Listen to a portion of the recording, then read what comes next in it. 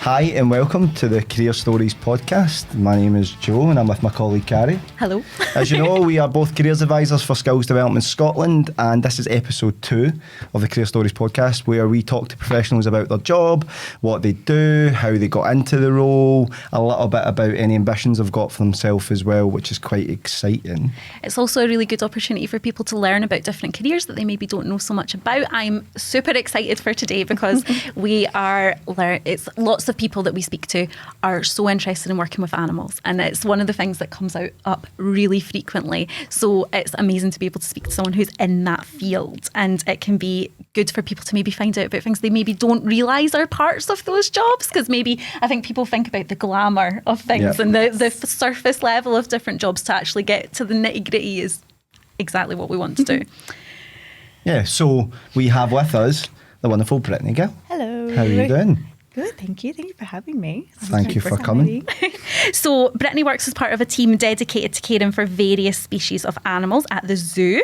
But while many still think of zoos in a certain way, modern practice focuses more on care and conservation, which I'm sure we're going to hear more about during this conversation. Yeah, it's not just a great day out, because I'm sure we've all been at some point. But for so many people, it's also a sanctuary for so many animals. It's great to know we've got a place like that in Scotland. How many zoos have we got? Is Edinburgh the only one? There is other zoos, because there's like Fife Zoo, coming from Fife before. Back to Fife. Yeah, I'll never mention it again. No, because there's like Fife Zoo, and there's oh no, this is where I show my serious lack of you'll know where the zoos are. It's been a month since I've been in Scotland, so I'm not the best either. Yeah, Just a month. Yeah. And then you've agreed to do this. How brave is that? It's very brave. That is very impressive. Yes. But I think for us as well, and I think like most people, we also want to know how cool is that job, right? Because I think a lot of people have or do believe it is quite a cool job. So obviously we'll dive deep into that. Tell us a bit about what you do. So in your words then, I guess, right? Sorry? What is it you do in your words, I guess? Because I think we have introduced you there, but I'm sure your job's maybe slightly different. So about my job? Yes. Sorry. No, of course. Yes, like you said, it's a very varied position that I'm in at the moment. So I'm at Edinburgh Zoo, which is amazing. It's an amazing zoo. It was definitely one that I was aiming to go for while I was living here. So yes, I've been in the UK 6 months total today. Wow. 6 months. But yes, I only moved here about a month ago. And I work in the animal presentations team. So I'm part of the animal antics area at Edinburgh Zoo. So it's called the bird of prey in there, which is cool. We've got the alpacas, which are really cute, the goats, and we do a show as well, which is just highlighting some of those natural behaviours that we can show to you guys and bring the animals really close to everyone, which everyone loves. And then I also work the sloths and the armadillos, which were two species I really wanted to work with. Which is, they're incredible. They're so cool. Why do people love sloths so much? What is it about a sloth? They're just so charismatic. They're just so sweet. And they're the face. And like when you see them up close, you're like, how are you real? And like, and they're so cute. I love them so much. So yes, I'm very, very lucky to work with them, and they're awesome. And it's just, so amazing to like learn more about all of these species and like tell people about them. Like sloths, they can move pretty quick. Everyone's like, oh, they just sleep all day. It's like, yeah, but they're actually really fast. When they want to go, they want to go. So that's amazing. And then I also do we're part of the team that do the experiences as well. So if you come to the zoo and you want to meet the penguins or the rhinos, or you want to be... I want to come to the zoo to meet the penguins. It's so cool. And me just like being here too, because I'm learning about them, but also for me, I'm like, I'm going to meet them too. And I get so excited. I'm going to hide the excitement because I've got to be professional as well. It's an amazing team because I get to do and see so much of the zoo. It's a very, every day is so different, which is amazing. And you can do like little mini keepers, like 5 to 7-year-olds come and be a little zookeeper for a couple. It's so adorable. And then adults can do like a full day. Like it's just awesome. They provide a lot, and it's such an amazing way to educate and showcase what we are doing with the conservation and just some species that people have never heard of or seen before. And it's pretty cool. And like you said, kind of showing that we're not just zoos are moving away from like, look at this animal here now. It's actually we're why we're having them, why we do certain things like training. Everyone assumes training is like circusy or, we're training them to spin around. It's like, no, we're asking them to turn around so we can see their whole body, so we can check them, or raising their foot up so we can see if their feet are okay and things like that. And it's amazing to show that and, provide the new, how the zoos are moving to that modern standards now. Yeah, it's amazing. That's amazing. When I think about all these pupils that I meet, and there's so many people who like their dream job is working in the zoo, and so you're sitting there and you're in this dream job for them. Is it your dream job? Yes, it was. I didn't always. It took me a little bit to get here, but it. Like you said before, like I'm from Australia and you're definitely immersed in this amazing wildlife and you're surrounded by it. And I was very lucky in my childhood. I got to move around Australia quite a lot. So when I was about 10 years old, I moved up to Darwin, so Northern Territory, Northern Australia.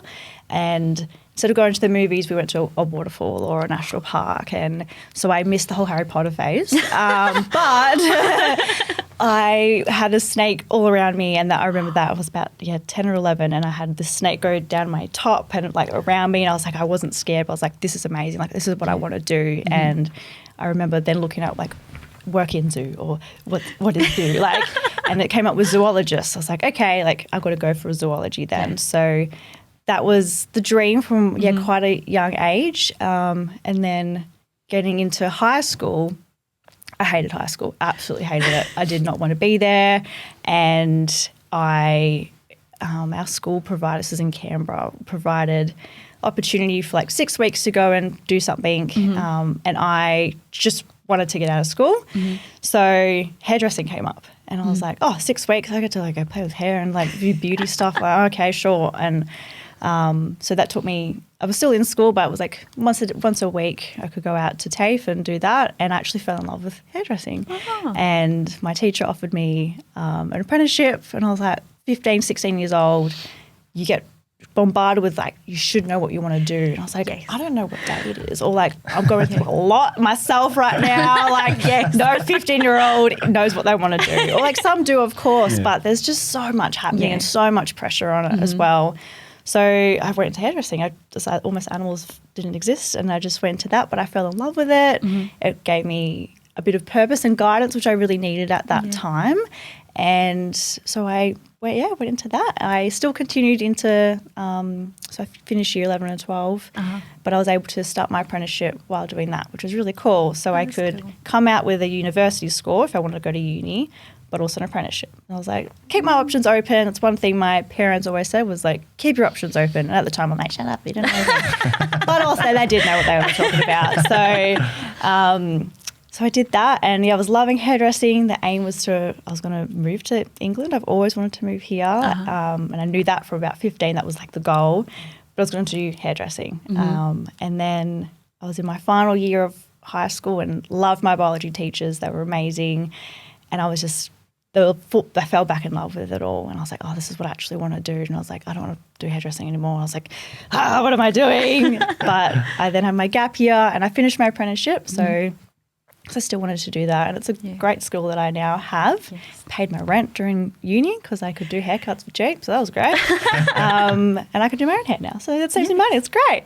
And then I went to uni. So I got there in the end and did a Bachelor of Science majoring in zoology and agricultural science. That was kind of just a side major that happened. I was like, sure, whatever.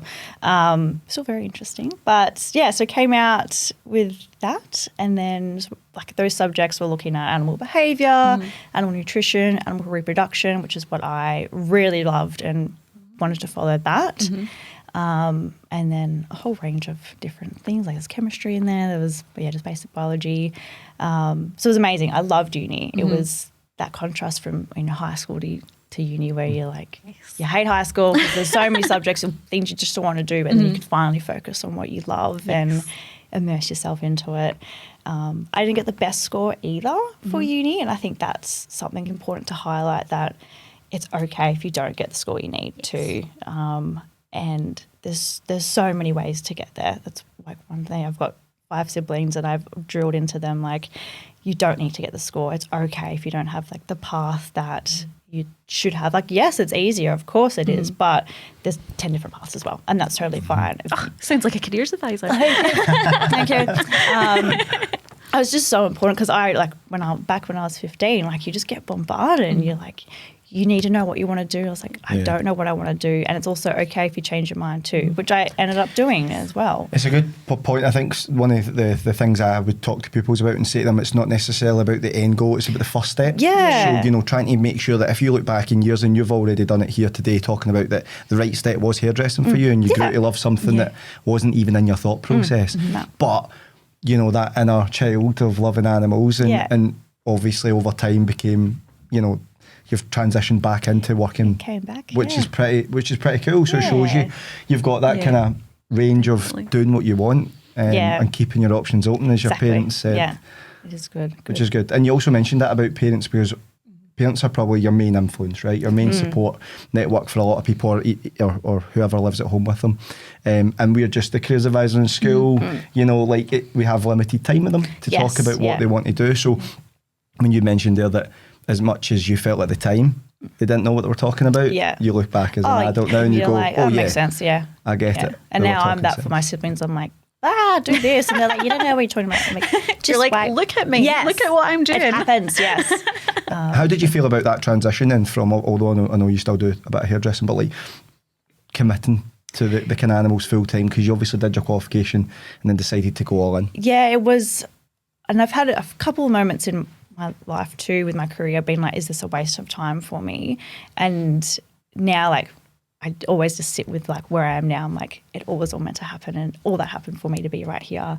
And I remember like, did I just waste time in terms of like not volunteering during what I could have been doing that instead of my apprenticeship or my gap year? I could have started uni earlier and do all these things earlier. It's like, well, like it all worked out okay. But yes, I definitely had that battle of like, oh, did I waste time, waste money and all of that. But the gap year was amazing. Like I fast-tracked my apprenticeship and then I moved down to Melbourne to then start uni. And I think that was a good time for me to like sit, reset, like understood budgeting a bit more, saved up a lot of money, working, all of those very vital skills to then set me up for later.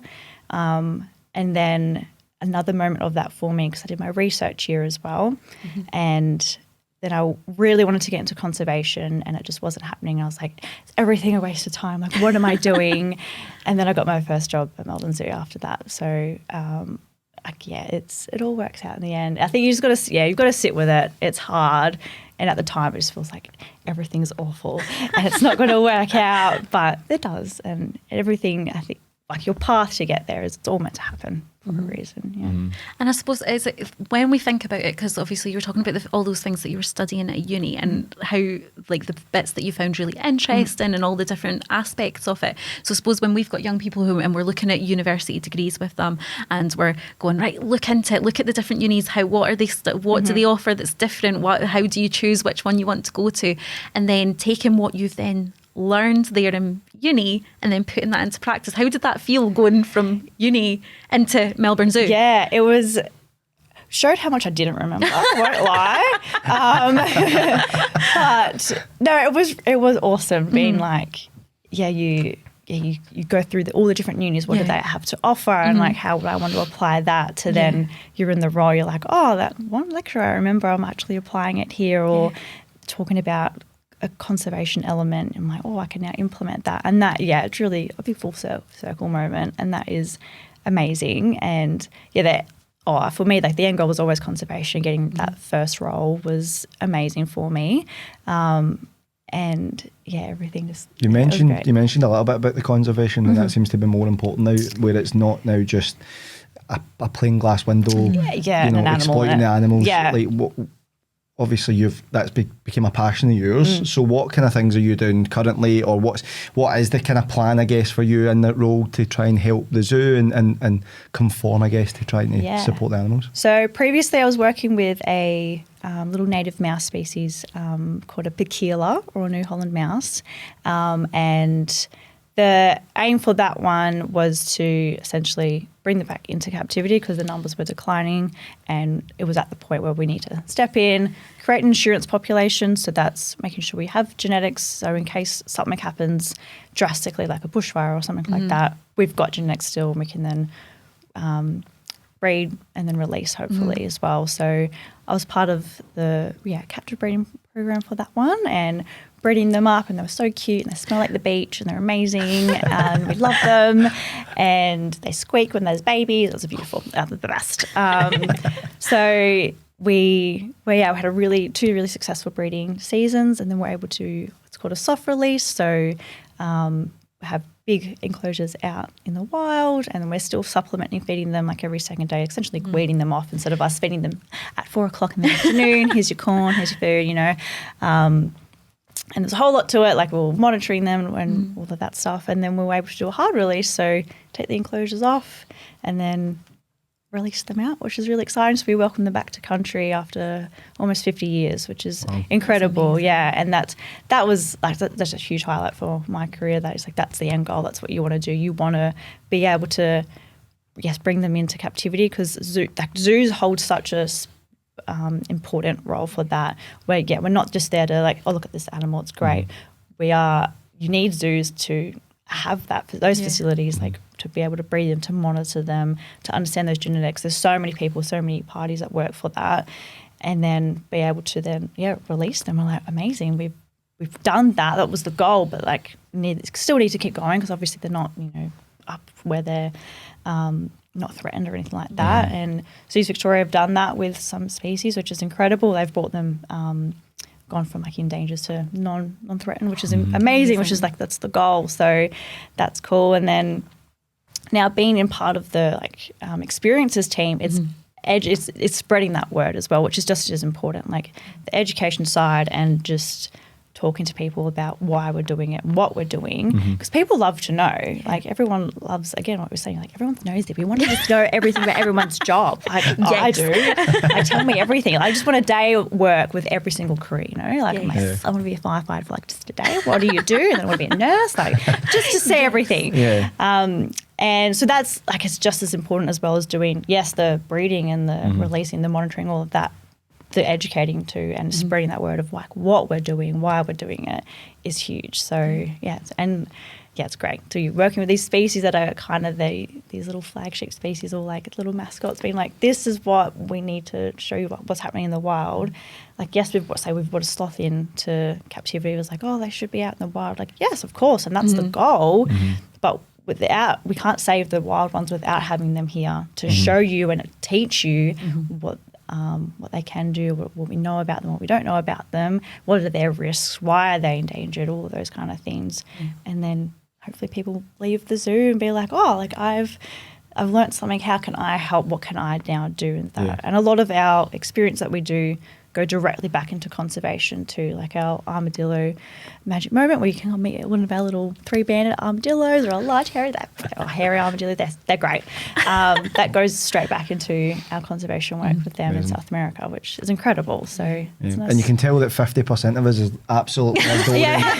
I'm loving the conversation, but you're like, I'm like, hey God, I'm like, please let me come. When can I come to your photos work? and stuff? Oh my God, it's the best. It's great. I love and it. whereas like the only armadillo I ever saw was on Friends. The holiday one. So like, oh yes. So like, my knowledge is limited, but I'm loving it. It's so good. And you mentioned about the sharing of information and getting it out there. So are you on socials? Is that part of your remit, or are you? So classic zoo. Everyone's like, do I start a zoo Instagram? Do I do it?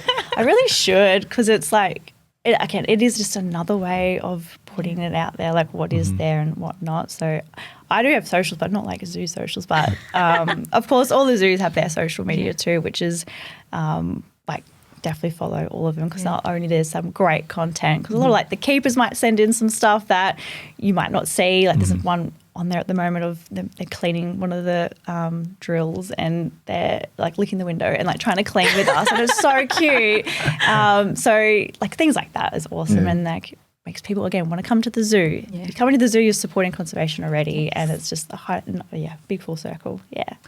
I think as well, like, what's lovely about this is that you clearly love your job so much, and I love that, because we find, like, when I'm speaking to young people and to people for careers appointments, what a big thing that I'm saying to people is that go for something that you love, and obviously there's going to be days, I'm sure there are days that you cannot be bothered going into work, but it's not going to be most days when you're doing something that you love. On those days, you're like, oh, it's still pretty good. Yeah, like, exactly. It might be for an hour, and you're like, no, it's fine. Yeah. And there's, like, like it's so cliche, but like when you find something that you love, it's not really work. But it is, and I've definitely like been in this role, and like a lot has led to like being here. It sounds so like, oh my God, my journey. But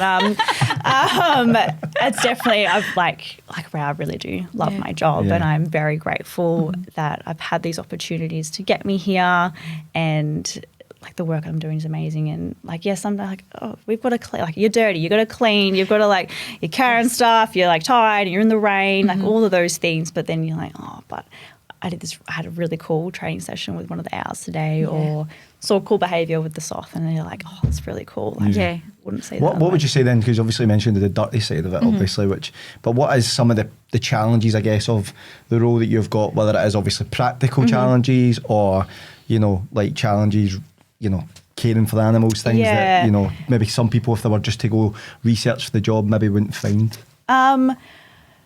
It's pretty great. It's a pretty great job. I think the main challenge that I found is getting a job. Like it is a very competitive industry, and it's very hard to get into at times. Like it took me 4 or so years to get into Melbourne Zoo. But like, again, all worth it. But so that was like the main challenge, and that's even moving here. Then I was like, oh, am I going to be able to get into somewhere? Like you feel like you're starting back again, and getting experience in certain species as well can be hard too. But it's like, just ask questions. When you're in, just ask questions, contact people. I think don't be afraid to, email people that are working within the zoo, or if you go to a zoo, grab a keeper and just be like, tell me, like ask us questions. We love you up and out of our job, clearly. And you just don't know how that will work and how will that end up. It can be a very physically demanding job as well. I was with elephants back in Melbourne Zoo as well. And I went from mice to elephants. I was like grams of food to kilos of food. And my body, like the first week, I was like, what have I done? Like I'm so sore. So it can be very physically demanding on you. And I think, every zookeeper's got arthritis and we're cracking and we're like broken. But again, we love it. It's fine. Like we don't care. But you know that going into the job too can be quite physically demanding. Just briefly going back, because I'm thinking of like you talked about school, obviously quite different education for Australia to probably our system a little bit, but not too different to the way you describe it. Most people would probably say school's tough when you're doing multiple subjects, and then obviously you had a great biology teacher. So was that a coincidence that you liked biology and the teacher and that's why it all came together, or was it just, you know, like, was there a link there because you knew you liked animals, you picked biology because you thought maybe there might be a future in it? Yeah, I think a bit of both. I wanted to keep everything broad, so I didn't have any subjects I had to do during high school, so there was no core, but I still chose like maths, English, science, and then PE and my apprenticeship. And so the science, what I could see was coming up in terms of the biology. They had a zoology component, and I was like, oh, I remember this word. So definitely wanted to do that. And then, had great teachers, and that just helped so much. Like, and they really tapped in to like work how I needed to learn, not just for me, but they did like a podcast essentially for us. So we could learn content in a different way, and then still like traditional teaching as well, but they were amazing in that aspect there. And just the way that they taught was really immersive, and I just loved it. They were amazing, and that I did really like that was my best subject. So it definitely helps. And then coming into uni, like I still had teachers that I was like, I don't like you at all. You suck. No. I don't like your teaching style. And that's fine. But again, like the subjects that I did really well in, I usually had a really good teacher or a good lab tutor or something like that. So but as well, like you find your people there too, and you study with, that helps too. Even if they're not in the same subject as you, that helps too, because like you want to learn when people else are learning, and then you're all bouncing off together. You can have have those breaks, have that bit of fun, and then you enjoy it a bit more as well. Definitely. What would you say, like, so for us, it's about skills and developing skills. At a young age, there's certain skills that obviously, if you can develop earlier, it might make it easier for when, for example, you mentioned that maybe not achieving as well as you'd like in your university course, but clearly didn't stop you from moving on to the next step. Whereas we talk to kids who think you have to pass everything to the best exam possible, and that's what gets you in the door. Maybe not necessarily the case. So what would you say the skills that helped you get into the position that you're doing now? I don't even know. We like to put people on the spot. Well, it's when, especially like when we're doing careers appointments, I think it's so difficult.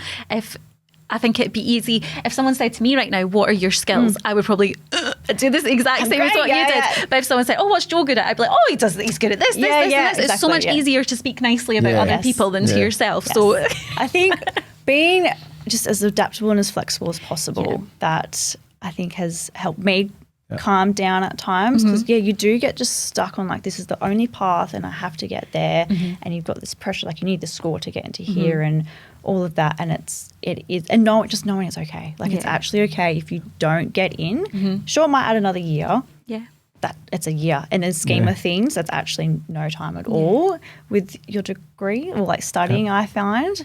So just being I think just as flexible as possible, and just having, I think, options too was really nice. Like, okay, if I don't get A, what's plan B, C, and D, E? Like, I think that's really important too, because then you can jump into them and it's actually okay. And you're not, just be so kind on yourself. You're not a failure. You haven't failed at all. Like, if you, like, I got an awful score, still got in first round, and then did a research year after that. Like, it all worked out. But you just need to be kind of like, and I remember getting that sort and bawling my eyes out, and then I had to go wash hair, and I was like, this is the worst I'm doing. Like, hated it. But, and it feels like the end of the world, and it's okay. And sit in that too. Like, it's okay. Sit in that and be like, yeah, I'm sad. This sucks. That's that's so valid. Like, validate your own feelings. That's totally okay. But then go, okay, what's next now? You don't need to sit in that forever, because it's not the end of the world. It's I know it feels it, but it's not going to be. And then what's next, like going into that. I think that's such a good message as well, that bit, like, because I don't know, have you done the results helpline before? I've not done it yet. So I think that's something, we have a results helpline when people are getting the results in Scotland over the summer, and a huge amount of that is people just needing that reminder, be really kind to yourself. It's okay. It's, as much as it might feel like the end of the world, there's always a way past that, and there's always a way forward. And I think that you're exactly showing that. It's great. It's so fantastic. In terms of, like, obviously you're in this job now and you've not been here very long, so it seems quite quickly for me to ask this question, but have you got, like, have you got plans of where you want to go to, or is it? Yes, loving it here. It's great. I love Edinburgh, and loving the zoo and the team. They're all been so supportive, and it's been amazing. I guess big, like, future goals. There's a few other species I would love to work with. Like, my whole aim for moving here was not only to see Europe, because it's really close compared to Australia. Yes. But can't get a lot of species back home too as well. Just distance again. So just trying to work with as many species as possible. Like, I worked with reindeer up down south, which was sick. That was so cool. Didn't even think that would be a thing. I want to work with as many different species as I can, different, like, I haven't done much with, like, carnivores or hoof stock, so it would be great to get experience with them.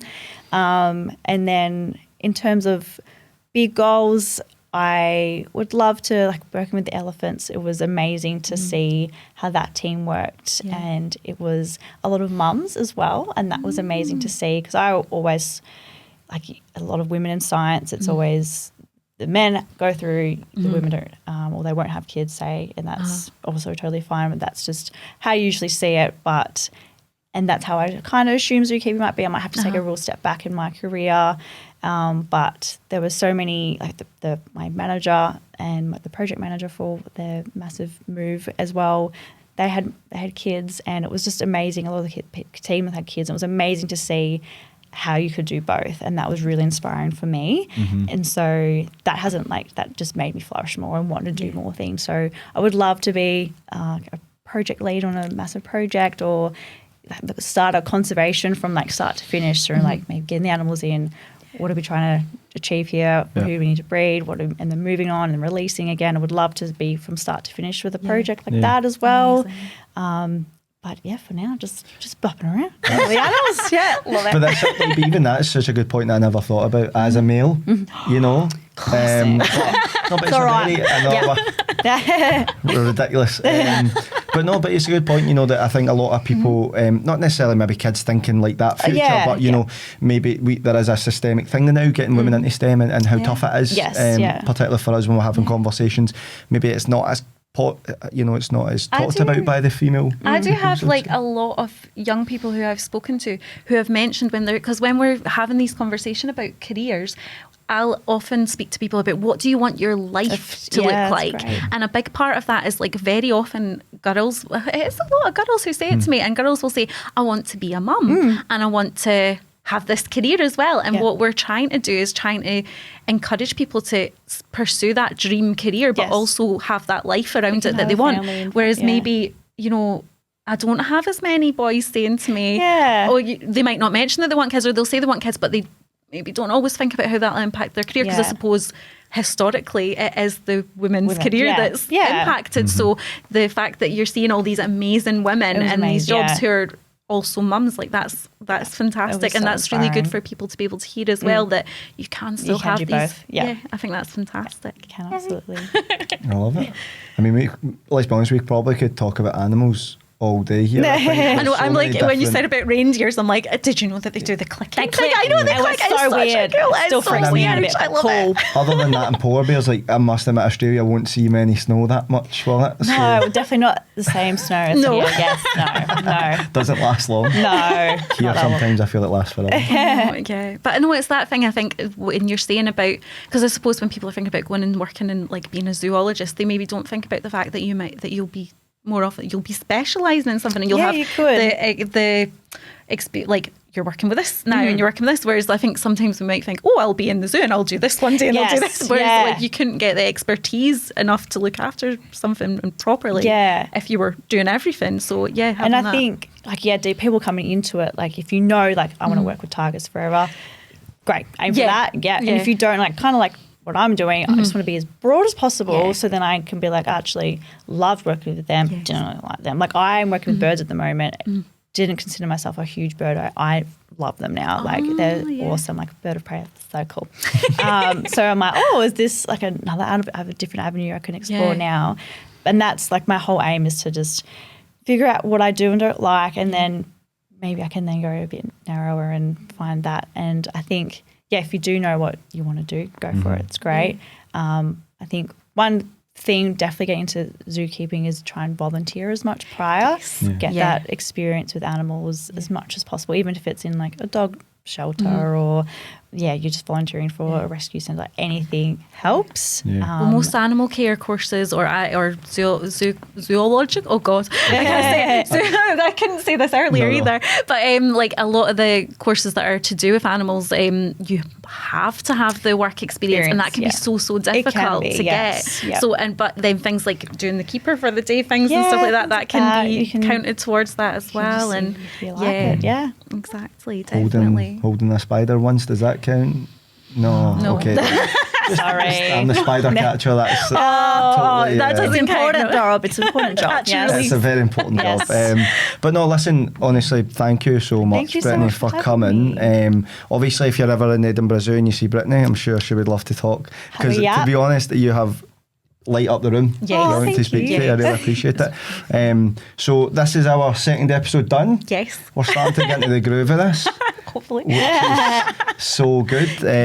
We've got episode 3 coming up. Yes, we're really lucky. Our next episode, we're meeting with Scotland's Apprentice of the Year. So that's really exciting. So that's Louise Collins. So she'll be on our next episode.